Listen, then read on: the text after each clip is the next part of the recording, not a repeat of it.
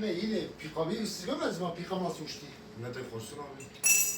Allah'ın her günü kaza oluyor. Abi nasıl başını yedi. Pikab karşıya geçti.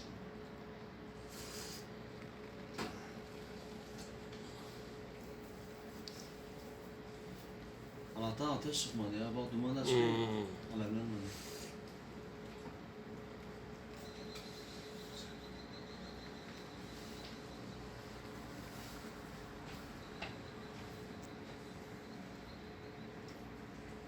Yeter. Hayır. Sigorta yok.